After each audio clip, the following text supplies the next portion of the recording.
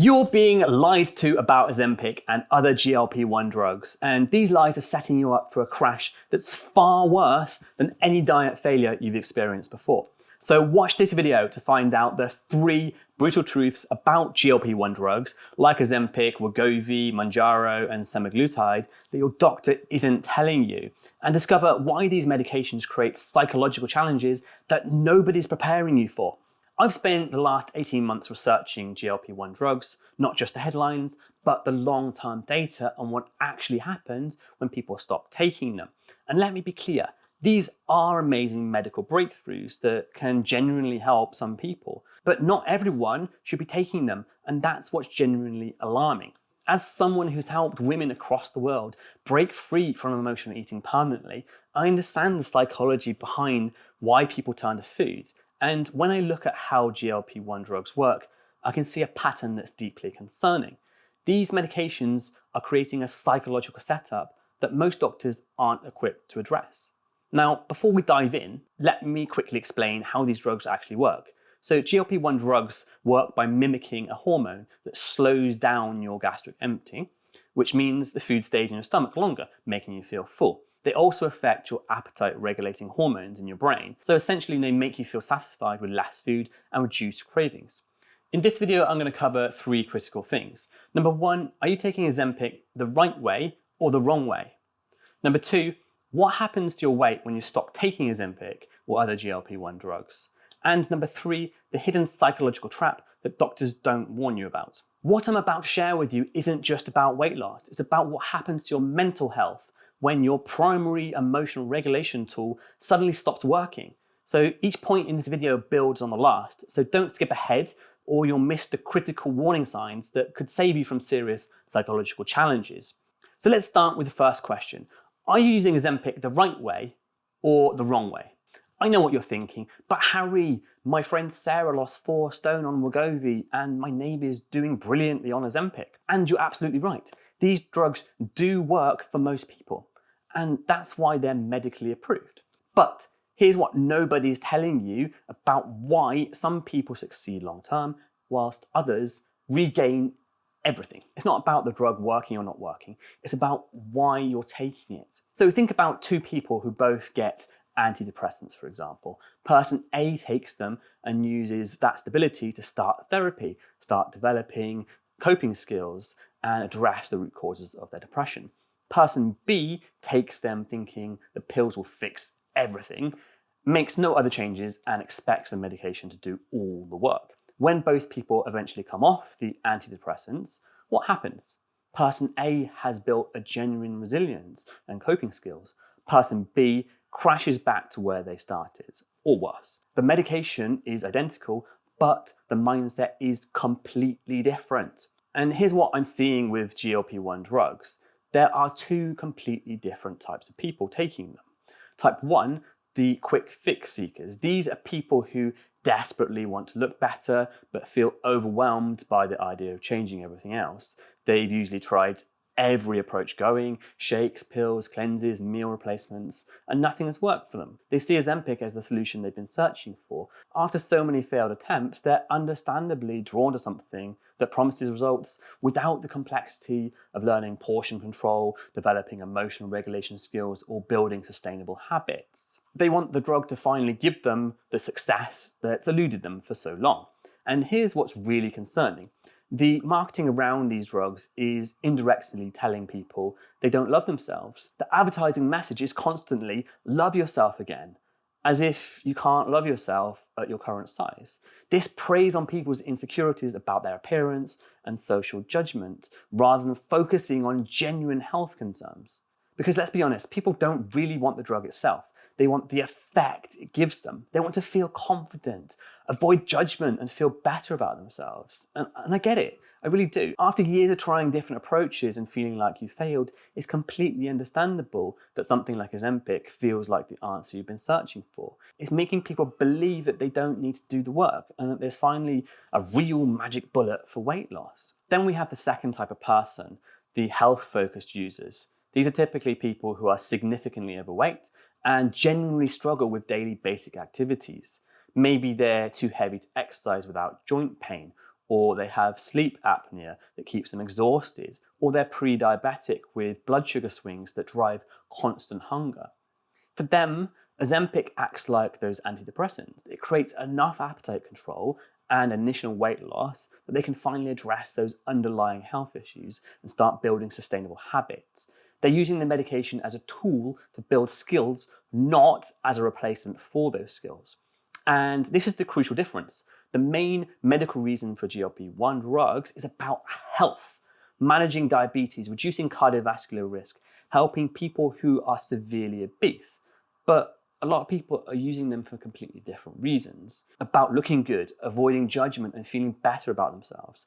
This is exactly what drives people to fall for that love yourself again marketing message. The problem is both groups lose weight initially, so the quick fix seekers think they found their solution. But when they inevitably have to reduce or stop the medication, only one group has actually built the foundations to maintain their results. So if you're tired of the quick fix cycle and want to develop sustainable habits for long-term weight loss, I've created a free guide that shows you exactly how. It includes my hand portion systems for eating without counting calories, a monitoring system for understanding your natural hunger signals, and a step-by-step approach to building habits that actually last. No medications or points counting required. Just click the link in the description to download your free guide now. So this pattern I've just described reveals something crucial about the quick fix mindset. People who've been failed for years by diet clubs like Slimming World and Weight Watchers with their point systems and sin counting are desperately seeking the next magic solution. And here's the thing that nobody wants to admit. Ozempic is still fundamentally the same concept. You eat fewer calories and you lose weight. It's just that instead of counting points or sins, you're using a drug to suppress your appetite. But when that drug stops working, or you can't afford it anymore, you're left with the same problem you started with. Which brings me to the question everybody's really asking. What happens to your weight when you stop taking Ozempic?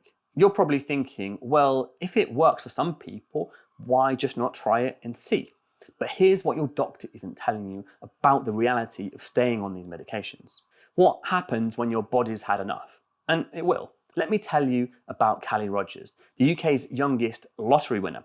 Callie, now 34, won a whopping £1.8 million when she was just 16 years old. She went from being a typical teenager to having more money than she'd ever dreamed of. Fast forward a few years, she'd lost it all, every penny. She ended up broke and worse off than before she won. So here's the thing, Callie never learned how to manage money. She skipped the journey of building wealth gradually, learning financial discipline, understanding investments. She just had money dumped on her. And when you don't earn something through the process, you don't develop the skills to keep it. And that's exactly what happens with GLP-1 drugs. Here's the brutal reality. Most people probably have to stop GLP-1 drugs at some point for multiple reasons. First, the cost. Many people are paying privately, and that's over £200 a month in the UK. And of course, that's not sustainable. Second, the side effects become unbearable for a lot of people. So 64% of people who discontinue report the medication made me feel sick. We're talking about constant nausea, vomiting, diarrhea, and digestive issues that often persist or worsen over time. And here's what people often ignore as well.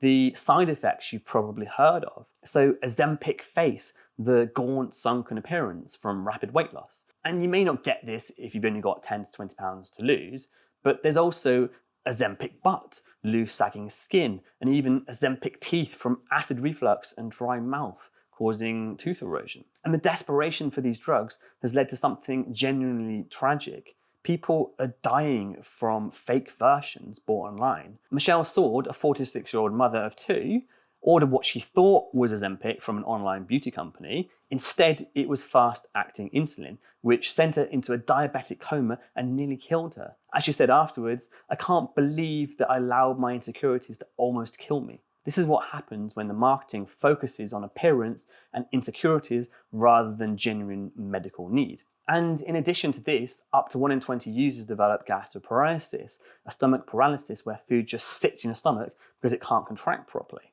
But even for those who don't experience these severe complications, there's another hidden problem. Studies show that a significant portion of weight loss can come from muscle rather than fat. So anywhere between 20 and 40% of the weight you lose might actually be muscle. So you might weigh less on the scale, but you haven't actually reduced your body fat as much as you think. There's also some concerning research around bone density. So weaker bones mean higher risk of fractures and breaks as you get older. And here's why these things matter more than you think. When muscle mass decreases, your metabolic rate can decline accordingly. So when you probably have to stop the medication, whether it's cost, side effects, or medical necessity, you could be in a worse position if you haven't combined the drug with lifestyle changes as well. So this brings us back to the antidepressant analogy. These medications work best when used as a tool alongside other interventions, not as a standalone solution. For somebody who's severely overweight and using the drug to enable proper exercise, adequate protein intake, and medical supervision, the risk profile might be acceptable. But if you only got 10 to 20 pounds to lose and you're not combining it with comprehensive lifestyle changes, the potential risks don't seem justified for what's essentially possible with normal diet and exercise. This is a very similar story to people who do traditional crash diets. They often end up worse than when they started because they've lost the wrong type of weight and slowed their metabolism. And here's where the lottery winner analogy becomes critical. A major clinical study showed that people regained 2/3 of their weight loss after stopping semaglutide. Just like Callie Rogers losing her lottery winnings, when you haven't learned the skills to maintain your weight loss, you lose it. But if you've also lost muscle mass during the process, you may find future weight management more challenging due to the reduced metabolic rate that comes with less muscle tissue. But there's something even more concerning that's happening while people are on these type of GLP-1 medications, something that sets them up for failure even before they stop taking them. The hidden psychological trap that doctors don't warn you about. You might be thinking, but surely if I'm not hungry anymore, that solves my eating problems. Unfortunately, that's where the most dangerous issues lie. What happens when your primary emotional coping mechanism suddenly disappears? Imagine someone who goes for a run every day after work to manage their stress. It's their primary way of processing difficult emotions. They use it to clear the head and feel balanced. Work stress, relationship problems, family stuff, they handle it all by going for their daily run. Now, imagine they suffer an injury and suddenly they can't run anymore. The work stress is still there, the relationship problems are still there, the family problems are still there, but their main emotional outlet has been taken away overnight. What happens to all this built up tension and emotion they were managing through running? That's exactly what happens when GLP-1 drugs suppress your appetite and relationship with food. Here's what nobody's talking about. If you've been using food to regulate emotions, that stress, anxiety, loneliness, boredom, frustration, whatever it might be, and you take the drug that removes your appetite and desire for food, you haven't solved the emotional regulation problem. You've just chemically blocked your primary coping mechanism. Those emotions don't disappear just because you're not hungry. Like I said, the stress from work is still there. The anxiety about relationships is still there. The boredom in the evenings is still there. But suddenly your usual way of managing those feelings, reaching for food, is gone. And here's another unintended consequence that nobody talks about. Because of the fullness factor that GLP-1 drugs create, people tend to avoid bulky foods. And what are bulky foods? Fruits, vegetables, proteins, exactly the healthy foods your body needs. So not only are you losing your emotional coping mechanism, you might actually be eating less nutritionally than before. Some people might turn to alcohol instead, others could develop shopping habits or other compulsive behaviors. Many may just feel increasingly anxious and depressed because they have no effective way to manage their emotions anymore. The people who do well are often those who actively work on their emotional eating patterns, just like they actively work on their diet and exercise while they're using the medication as a tool. But most people don't realize the connection between their food habits and their emotional regulation until it's too late. And this is particularly problematic because many of the people now being prescribed the drugs are exactly the wrong candidates. They're people seeking quick fixes who've never addressed their emotional eating patterns. They're not prepared for what happens when their primary coping mechanism is suddenly taken away.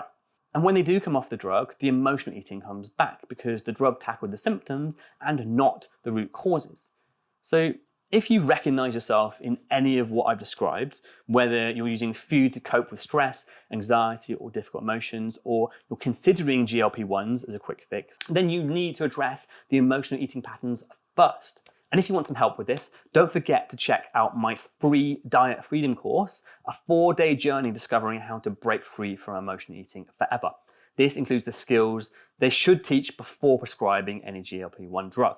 And the link is in the description down there below. Now, if you take away just one thing from everything I've shared today, it should be this. Sustainable weight loss isn't about eating less, it's about eating better.